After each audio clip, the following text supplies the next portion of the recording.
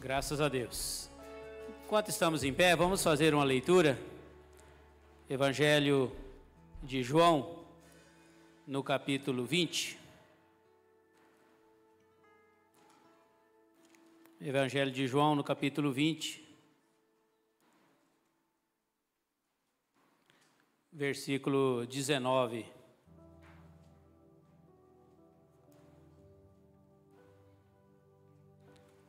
João 20, verso 19, diz a palavra: Ao cair a tarde daquele dia, o primeiro dia da semana, trancadas as portas da casa onde estavam os discípulos, com medo dos judeus, veio Jesus, pôs-se no meio e disse-lhes: Paz seja convosco.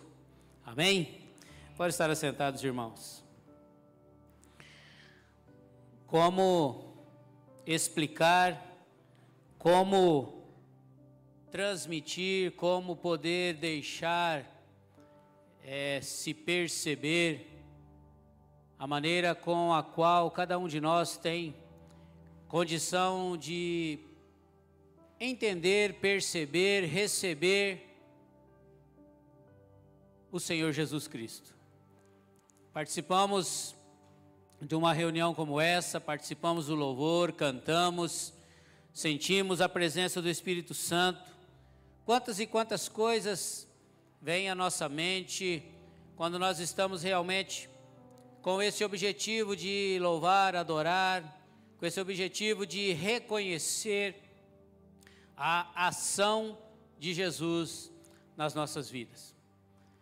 Nós temos por costume nos cultos de quinta-feira, culto de cura, libertação. Quando a gente pensa em cura e libertação, na maioria das vezes é cura de uma enfermidade, é libertação de uma opressão do inimigo. Mas num contexto em geral, todo o princípio da cura, todo o princípio da libertação, antes disso, é preciso que a gente creia, é preciso que a gente aceite o dono da cura e da libertação. Eu começo a analisar, eu começo a meditar na vida de Jesus, na vida das pessoas que caminharam com Jesus. Nós sabemos que muitos foram influenciados, sim, pela cura e pela libertação. Alguns foram influenciados pela própria alimentação. Às vezes eu fico me imaginando, sabe? Eu tenho a impressão que o povo que viveu naquela época, e também tento imaginar que hoje ainda por tantos lugares do mundo, pessoas que passam privação de alimentação.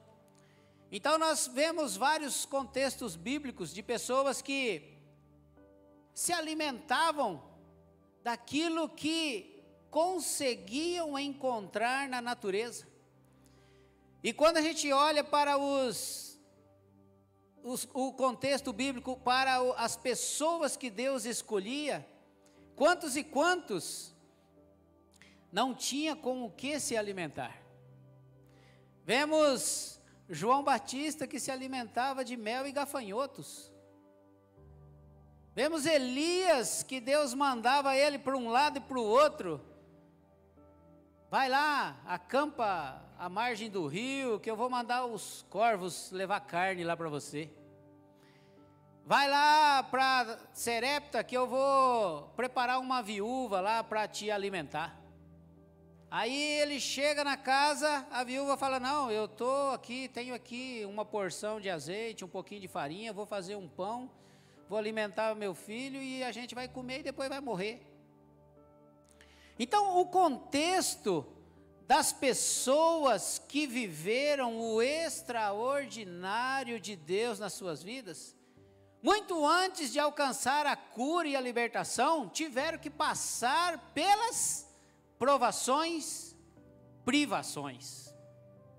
Então a gente vê, quando Deus fala para Elias, come, levanta o teu semblante, porque com essa comida você vai caminhar 40 dias. Aí eu começo a imaginar, puxa vida, se eu ficar sem almoço, de tarde já está doendo a cabeça. E como entender isso? É viver o extraordinário, é viver realmente pela fé. Então, quando nós falamos em cura e libertação, bom, antes de tudo isso, é preciso a gente entender que a cura, a libertação, ela começa no processo de aceitar, acreditar, entender que tudo está nas mãos de Deus. Então eu começo a pensar, poxa vida, Jesus com 30 anos começou o seu ministério, e só 3 anos foi o seu ministério, e aos 33 ele foi levado à cruz, e para a decepção de 99% das pessoas que andavam com ele, ele foi morto na cruz. Ele que ressuscitou Lázaro, ele que ressuscitou o filho da viúva, e agora se entrega pendurado no madeiro, numa morte horrível, numa morte vergonhosa. E aí, 99% do povo que andou com ele, que conheceu ele, que viu os milagres, que viu o cego ver, que viu o paralítico andar, que viu a mulher do fluxo de sangue ser curada só de tocar nas suas vestes, simplesmente se decepcionam. Se decepcionam por quê? Porque quando Jesus começou a operar milagres e maravilhas, as pessoas se empolgaram. Agora chegou o Messias, aquele que vai nos libertar da possessão de Roma. Por quê? Porque o povo, e para não dizer nós, só vivemos pensando em nos libertar das tribulações desse mundo, das tribulações que nos rodeiam todos os dias, das coisas que acontecem, dos imprevistos. Quantas e quantas vezes nós estamos tranquilos, de repente acontece um imprevisto para tirar a paz. E por que acontece isso? Exatamente para provar se nós fazemos parte do 1% ou se nós fazemos parte dos 99%. O que diz o texto? Ao cair a tarde daquele dia, o primeiro da semana, trancadas as portas da casa onde estavam os discípulos, com medo dos judeus. O que havia acontecido? Jesus tinha sido crucificado na sexta-feira, fizeram uma correria, né? José de Arimateia foi lá, correu lá em Pilatos, pediu o corpo de Jesus, Pilatos liberou, ele foi, sepultou. As pessoas que permaneceram fiéis, que não, digamos assim, que não estavam com medo, permaneceram fiéis, acompanharam a crucificação. Então, José foi lá, tirou o corpo de Jesus da cruz, envolveu em um lençol e sepultou num sepulcro novo. São detalhes, sabe? São detalhes, coisinhas que muitas vezes passa desapercebido quando a gente lê, quando a gente lembra da história, né? Mas se a gente começar a pegar os detalhes, a gente vê como que as coisas que Deus faz são todas perfeitas, são todas, não digo pensadas, porque Deus não precisa disso, mas tudo está programado. Então José vai lá, antes de cair a tarde, porque depois que caía a tarde da sexta-feira, não podia se fazer mais nada, devido à lei dos judeus, que deveria guardar o sábado. Aí, colocaram Jesus no sepulcro novo, envolto em lençóis. As mulheres que estavam acompanhando a crucificação, Lucas faz menção a Maria Madalena, a Joana e Maria, mãe de Tiago, e as demais mulheres que estavam com elas. Então elas voltam para casa, preparam os bálsamos e aromas, para a hora que amanhecer o domingo, nós vamos lá no sepulcro para perfumar, embalsamar o corpo de Jesus. Por quê? Porque do jeito que tiraram ele da cruz, ele foi sepultado. Então o que acontece?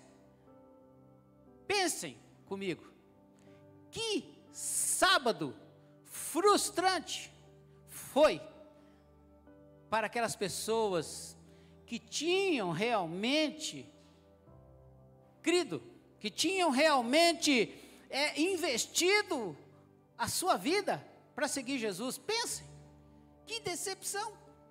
Mas aí tinha um ou outro que falava, não, calma, você lembra que ele falou que ele ia ser morto, mas no terceiro dia ele ia ressuscitar? O outro falava, não, espera lá, você lembra que ele falou que ele vai ao Pai preparar lugar, e assim que tiver preparado, ele volta para nos buscar? Mas aí aparecia o outro e falava assim, não, mas agora nós estamos entregues nas mãos dos judeus. A hora que eles descobrir a gente, eles vão matar a gente também. Então gerou pensem na expectativa daquele sábado, no sofrimento desse povo. E não é assim com a gente? Quando acontece uma frustração, uma decepção, eu costumo dizer que preciso pelo menos de 60 dias para conseguir me acostumar com a decepção, para depois lembrar dela e não me gerar mais nenhuma frustração. Agora, estão lá, as pessoas que seguiram Jesus, no dia da crucificação já sumiram 99, né? Ficou 1%, mas na crucificação acho que não tinha nem 0,1. Então se passa o sábado. Aí, alta madrugada, assim que está para nascer o sol, já estão lá as mulheres. Chegam ao sepulcro e o sepulcro está aberto. O sepulcro está aberto. E elas começam a indagar o que aconteceu. O anjo está lá. Fala, aquele que vocês estão procurando não está mais aqui. Aí o texto diz que Maria começa a chorar. E de repente, uma voz, mulher, por que choras? Quando ela olha, o próprio Jesus. Imagina a alegria. Ela se aproxima e ele fala, calma, eu ainda não subi ao Pai, calma, vai e avisa os outros que eu estou vivo. Oh, glória, avisa os outros. Então a mulher vai e avisa, olha, eu me encontrei com Jesus, ele está ressurreto. Aí corre Pedro e João. Chega lá no sepulcro, realmente está aberto. O Pedro, acho que ele era o mais idoso, né? Então ele foi mais devagar. O João correu na frente. Chegou lá, olhou, falou, não, realmente o sepulcro está aberto, mas não entrou. O texto de Lucas diz que João não entrou. Pedro já entrou lá dentro e falou, não, realmente, os lençóis estão em cima do local que foi colocado o corpo, mas ele não está lá. Aí voltam,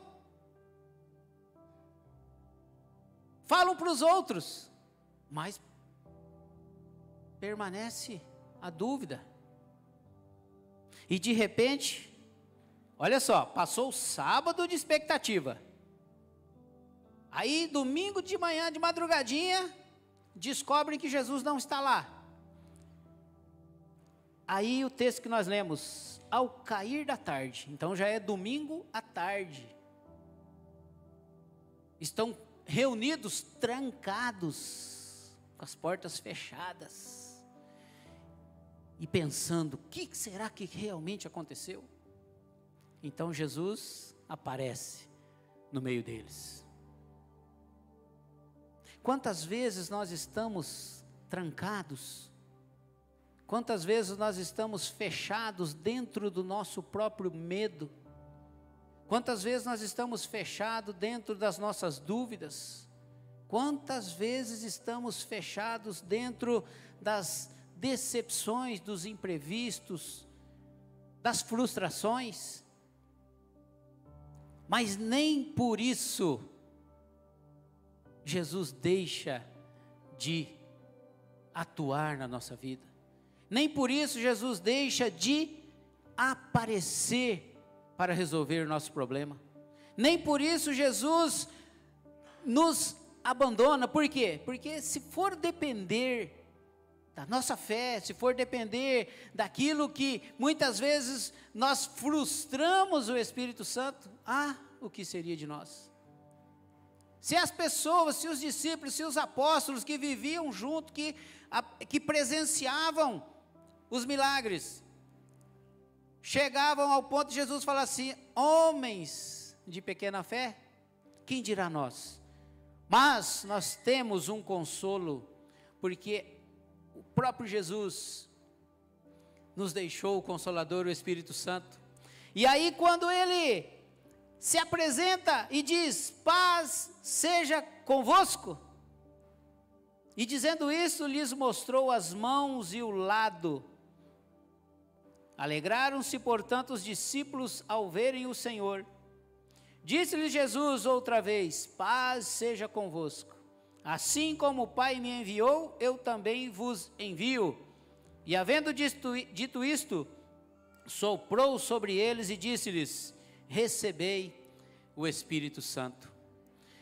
Comentarista bíblico, no contexto desse versículo, leva a gente a lembrar lá do sopro de Deus nas narinas de Adão. Leva-nos a lembrar lá na formação, lá no Éden, quando Deus então cria o homem à sua imagem e semelhança para o louvor da sua glória, e então sopra o fôlego de vida. E aqui, então, o contexto leva a pensar nisto também. Então Jesus, num sopro, soprou sobre eles e foi-lhes dado o Espírito Santo. Aqui estavam algumas pessoas.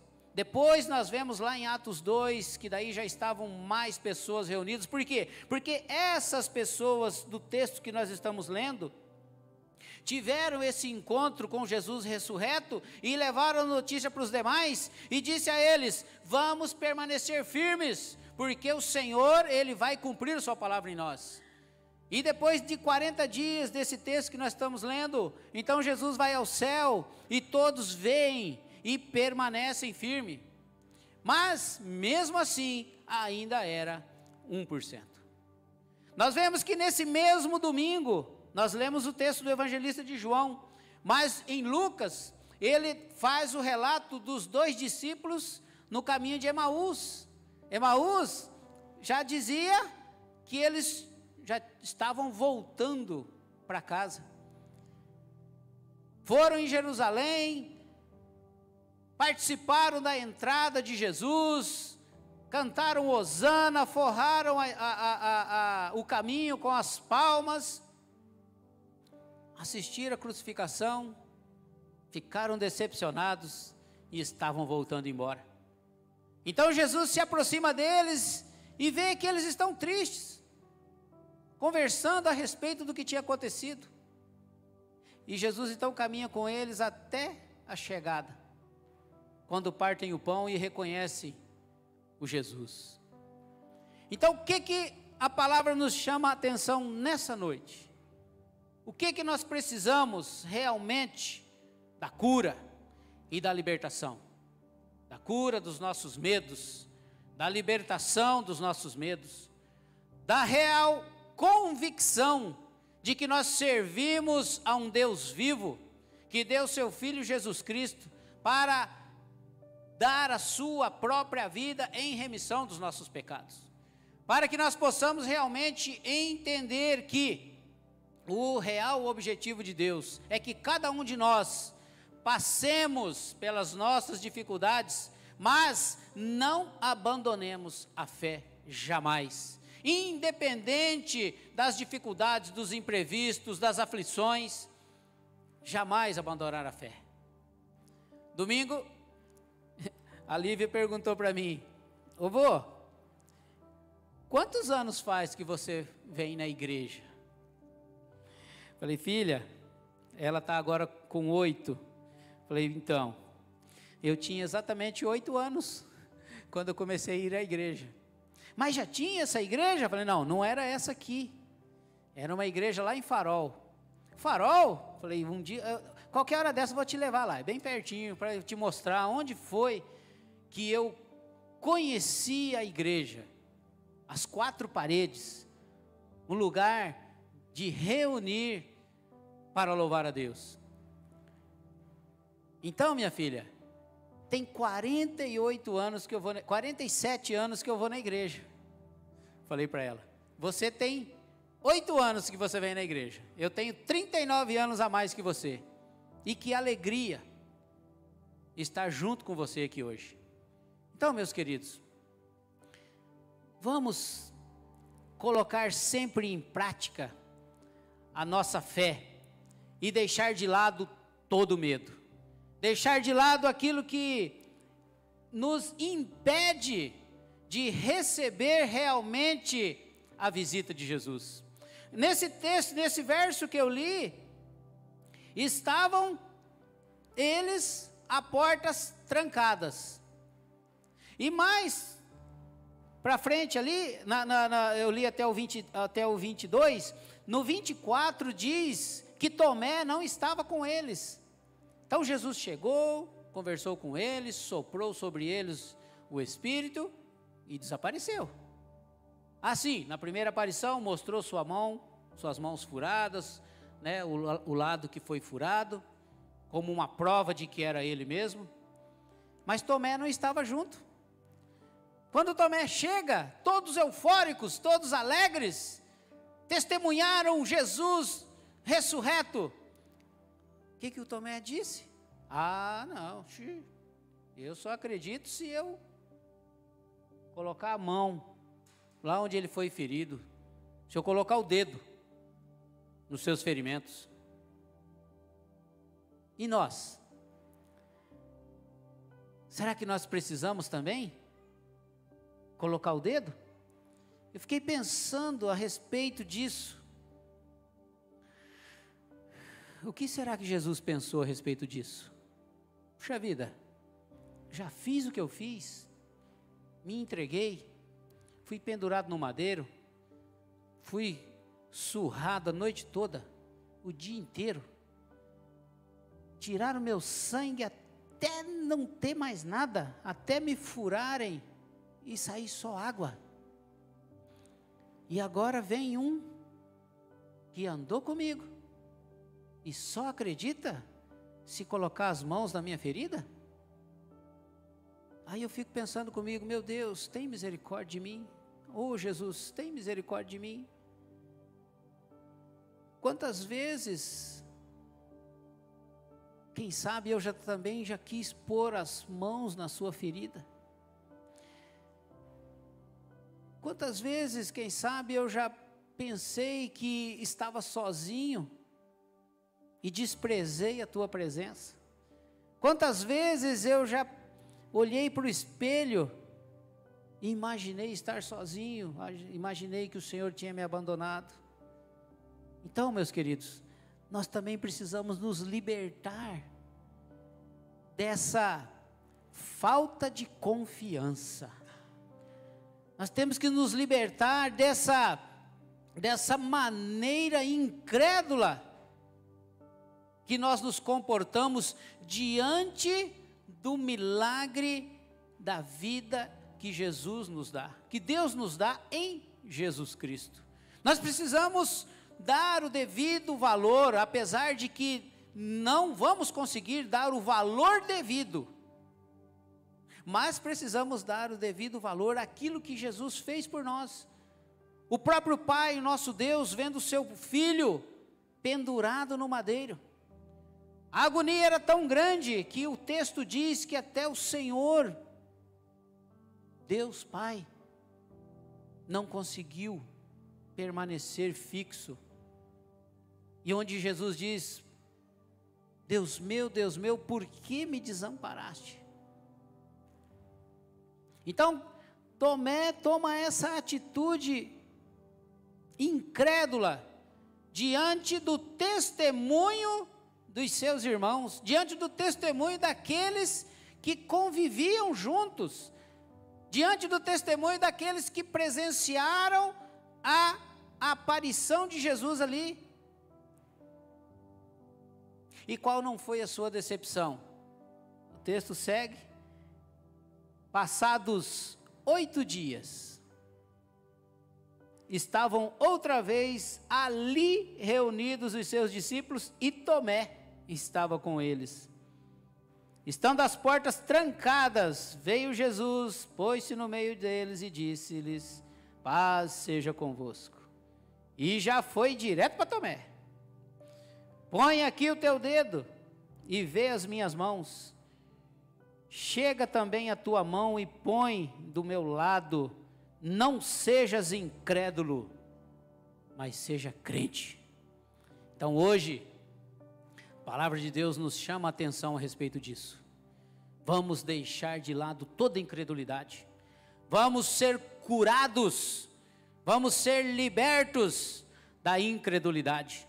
Vamos realmente ter convicção de que nós não estamos aqui em vão, apesar das nossas limitações, apesar das nossas fraquezas, apesar daquilo que as pessoas pensem ao nosso favor, ao nosso respeito, independente de qualquer crítica, independente de qualquer maledicência, que sejamos realmente convertidos.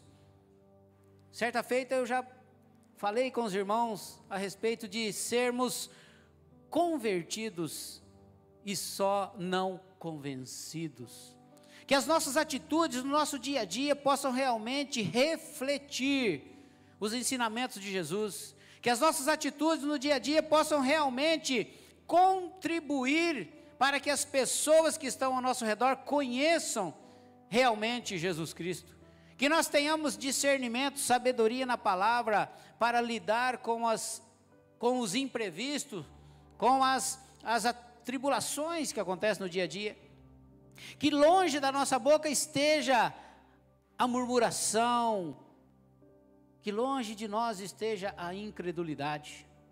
O apóstolo Paulo diz lá em Filipenses, capítulo 4, verso 6, não andeis ansiosos de coisa alguma, em tudo, porém, sejam conhecidas diante de Deus as vossas petições, pela oração e pela súplica, com ações de graça. O Senhor, Ele se alegra. O Senhor, Ele se alegra quando nós, mesmo nas aflições, conseguimos dar ações de graça. Em João, capítulo 17, Jesus ora ao Pai, versículo 14 em diante. Olha só a oração de Jesus: Pai, eu lhes tenho dado a tua palavra e o mundo os odiou, porque eles não são do mundo, como também eu não sou. Não peço que os tires do mundo, e sim que os guardes do mal. Eles não são do mundo, como também eu não sou. Santifica-os na verdade, a tua palavra é a verdade. Assim como tu me enviaste ao mundo, também eu os enviei ao mundo.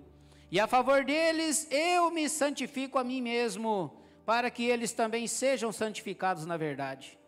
Não rogo somente por estes, mas também por aqueles que vierem a crer em mim por intermédio da sua palavra. Irmãos, nós fomos apresentados diante de Deus por Jesus Cristo. Nós fomos apresentados diante de Deus pela intercessão de Jesus Cristo.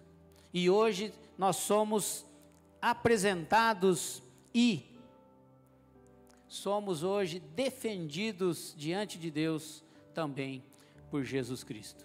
Então que nessa noite nós possamos realmente ter essa convicção. Vamos expulsar toda incredulidade. Vamos nos curar de tudo aquilo que muitas vezes impede o agir de Deus nas nossas vidas. Vamos entender de uma vez por todas que o Senhor tem o domínio de todas as coisas e tem tudo em suas mãos, e que não vai resolver de nada qualquer tentativa de interferência humana naquilo que Deus tem reservado para cada um de nós, e que assim nós possamos realmente entender que o medo, ele não conjuga com a fé.